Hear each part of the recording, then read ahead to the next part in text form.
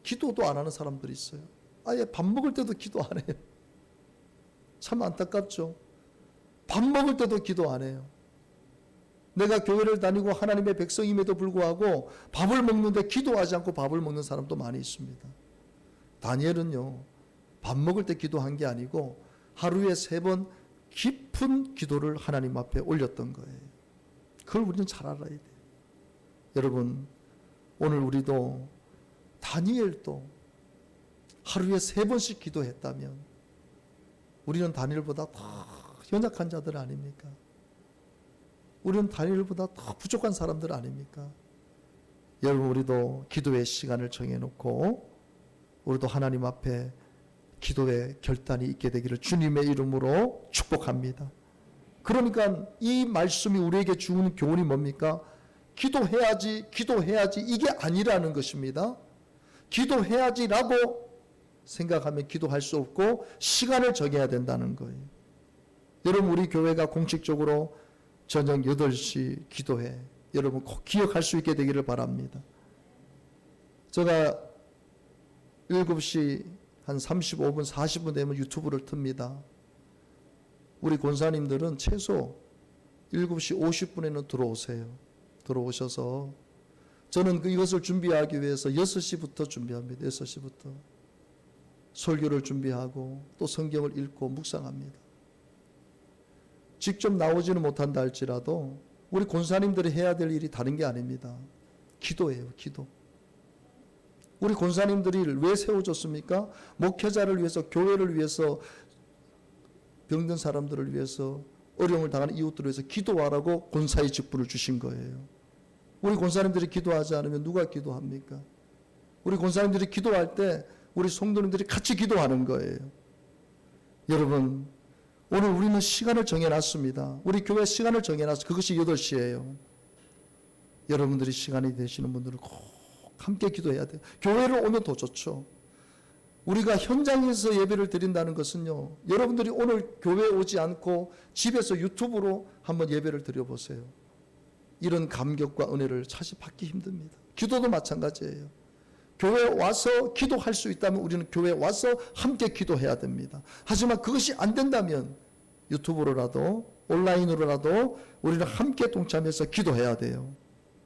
여러분, 우리는 기도의 시간을 정해놔야 됩니다. 그리고 우리는 기도해야 돼요. 어떤 순간에라도 기도해야 돼요.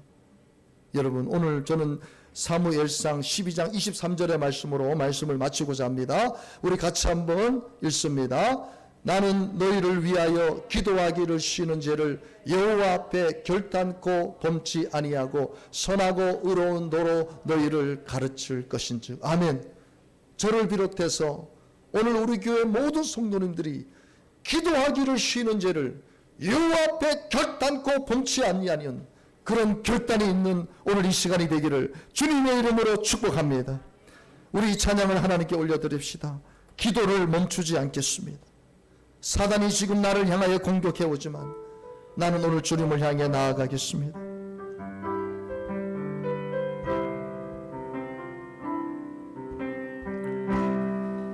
기도를 멈추지 마라. 눈앞에 상황이 마음을 눌러도 원망치 마라. 너의 입을 지켜라. 저들은 너의 입을 보고 있다.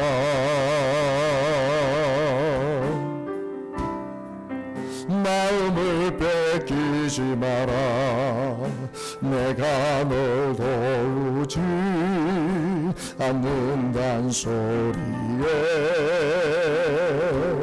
너의 모든 게 불리해도 너는 기도를 계속해라. 너 기도를 멈추지 마라. 내가 너의 그 모든 사랑을 바로 역전시키리니